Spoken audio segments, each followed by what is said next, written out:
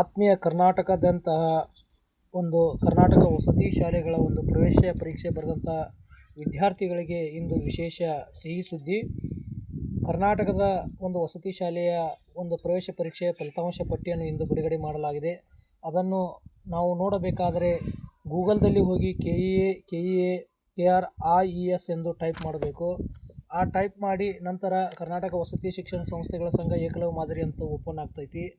ಅದ್ರ ಮ್ಯಾಗ ಕ್ಲಿಕ್ ಮಾಡಬೇಕು. ನಂತರ ಈ ಥರ ನೋಟಿಫಿಕೇಷನ್ಗಳು ಬರ್ತಾವೆ. ಆ ನೋಟಿಫಿಕೇಷನ್ಗಳಲ್ಲಿ ಮೊದಲನೇಗೆ ಹೊಸದಾಗಿ ಬಂದಂಥ ನೋಟಿಫಿಕೇಷನ್ 2026-27ನೇ ಸಾಲಿನ ತಾತ್ಕಾಲಿಕ ಒಂದು ಕ್ರೈಸ್ ಹಂಚಿಕೆ ಪಟ್ಟಿ ಮೇಲೆ ಕ್ಲಿಕ್ ಮಾಡಬೇಕು. ಕ್ಲಿಕ್ ಮಾಡಿದ ನಂತರ ನಮಗೆ ಒಂದು PDF ಫೈಲ್ ಓಪನ್ ಆಗ್ತೈತಿ. ಆ ಫೈಲ್ನಲ್ಲಿ ನಾವು ನಮ್ಮ ಬೇಕಾದಂಥ ಮಗುವಿನ ಒಂದು ಲಿಸ್ಟನ್ನು ನೋಡಬೇಕಾದ್ರೆ ಈ ಪ್ಯಾಡನ್ನು ನಾವು ಮೊದಲು ಡೌನ್ಲೋಡ್ ಮಾಡ್ಕೋಬೇಕು. ಡೌನ್ಲೋಡ್ ಮಾಡ್ಕೊಂಡು ಅದನ್ನು ನಾವೇನು ಮಾಡಬೇಕು, ಸ್ವಲ್ಪ ತಡ ಮಾಡಬೇಕು. ಡೌನ್ಲೋಡ್ ಆಗೋ ತನಕ ಒಂದು ಸ್ವಲ್ಪ ವೇಟ್ ಮಾಡಬೇಕು. ಡೌನ್ಲೋಡ್ ಆಗ್ತಾಯಿದೆ. ಡೌನ್ಲೋಡ್ ಆದ ನಂತರ ಅದನ್ನು ಓಪನ್ ಮಾಡಬೇಕು. ಓಪನ್ ಆದ ತಕ್ಷಣ ನಾವು ಯಾವುದಾದ್ರೂ ಒಂದು ಆ್ಯಪ್ನಲ್ಲಿ ಅದನ್ನು ಓಪನ್ ಮಾಡಿದಾಗ ಈ ಥರ ಸರ್ಚ್ ಬಾಕ್ಸ್ ಬರ್ತೈತಿ.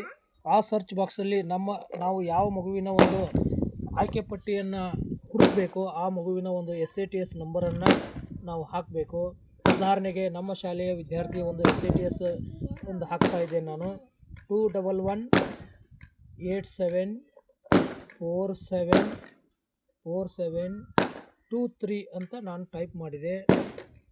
211874723 ಅಂತ ಟೈಪ್ ಮಾಡಿದಾಗ ಸರ್ಚ್ ಅಂತ ಕೊಡಬೇಕು.